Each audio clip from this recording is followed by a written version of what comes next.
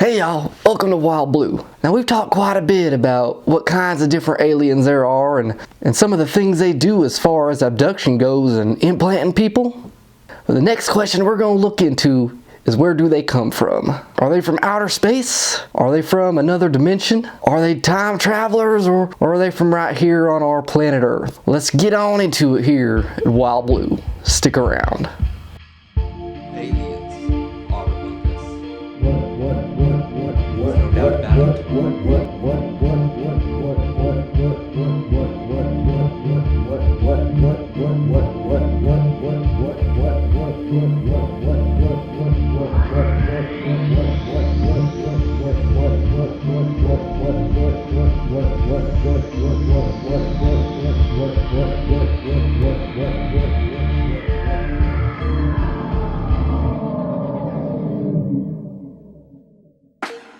So there's tons of theories out there trying to explain where these aliens or extraterrestrials or what have you come from.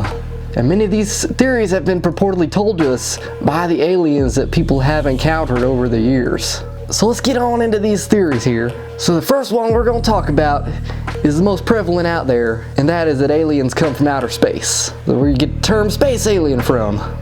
This goes back throughout the decades through early ideas that aliens came from Mars as Martians or Venus as Venusians. This goes way back into the old days before all the technology and all the sightings that we have now. That was back when people thought they came from here within our own solar system, and as time's gone on, those ideas have kind of fallen out of favor as we've started to explore our own star system here with the sun and surrounding planets. Now there's been some other thoughts of them originating from some other parts of the galaxy, whether that be from the Plaeadies, which are about 450 light years away, the Alpha Draconis star system is about 300 light years away, or the Zeta Reticulae star system, which is only about 40 light years away and the closest of the three.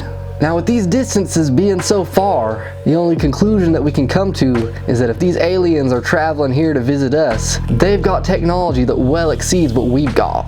It's likely thousands, if not millions of years ahead of our own, based on the current rate of progress we've got. From 1996 to 2002, NASA led what is known as the Breakthrough Propulsion Physics Program, which was meant to provide possible technological advances that could provide a solution to allow us to travel between the stars.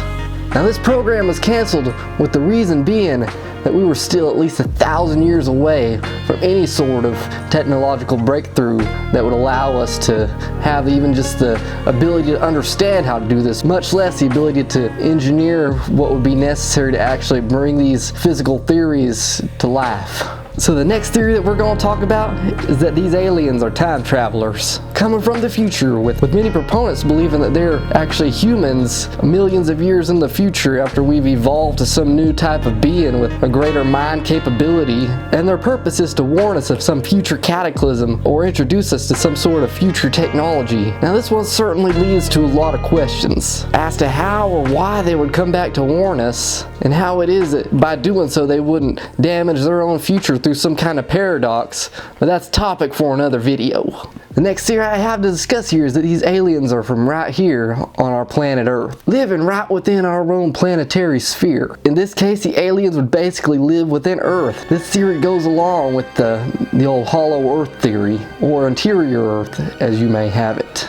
Some beliefs are that these UFOs or their spacecraft or whatever rise up from out of the ocean, coming out of vents or some sort of portals that lead into this interior hollow cavity that makes up the inner crust of Earth. Many UFO sightings take place in the open ocean, with these vehicles of extraordinary capabilities rising up out of the ocean, performing all kinds of crazy aerobatic moves, and it being as if they don't even recognize that the water is there. It's like there's no resistance at all to their craft. And these are called unidentified submersible objects, or USOs. And you go back and read the diary of Admiral Byrd, and it goes into detail about how he purportedly flew into the interior of the Earth through the North Pole through an access area up there. It was pretty wide too. It was a huge opening that he says he found up there within his diary. Now this diary is a whole nother topic we better discuss in another video. There's so much to it and its authenticity, whether it's even real. And he's got plenty plenty of other adventures we can talk about, such as his expeditions to the Antarctic, and which I discussed in my previous video regarding Nazi legends.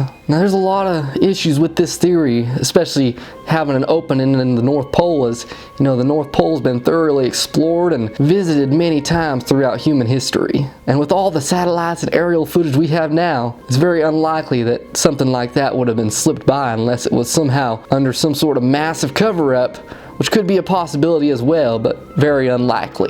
And there's conspiracy theories that say people aren't allowed to fly over the North Pole because they may end up seeing this opening that leads into the hollow earth. But this really comes down to losing your navigational capabilities, since you know if you take a compass up to the North Pole, it's just going to spin around as you ride at magnetic north.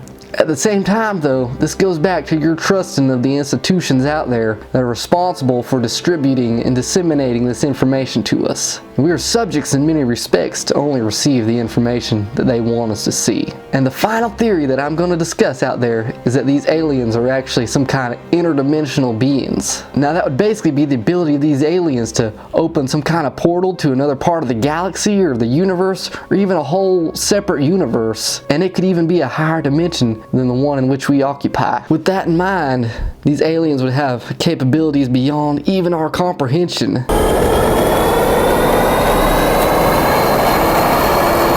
It'd be like trying to imagine as a flat person in Flatland, as the late Carl Sagan put it, trying to imagine a three-dimensional object. Now how many dimensions do these aliens have? Could it be 4 or 5 or 9? You don't even know. Now these aliens could pretty much come from anywhere or anytime. It's like that movie Contact, where they built that giant machine to try and communicate with them. And in many ways this could be connected back to the angels and demons discussed in all the old religious texts, namely the Bible. Now that is certainly a possibility out there, with many of the characteristics these aliens displaying being defined in the terms of good and evil, based on the descriptions of the people that have encountered them. And the Bible has many references to things like chariots of fire in the sky and all sorts of phenomenon that is very difficult for us to explain even today. So anyway, let me know in the comments where you think these aliens may come from, if you think they're real. And if you have any stories or sightings or videos or anything you'd like to share, send them to wildbluetvstories@gmail.com. Check out our website and check out our Facebook page. And with that, we're going to wrap this video up. Wild Blue out.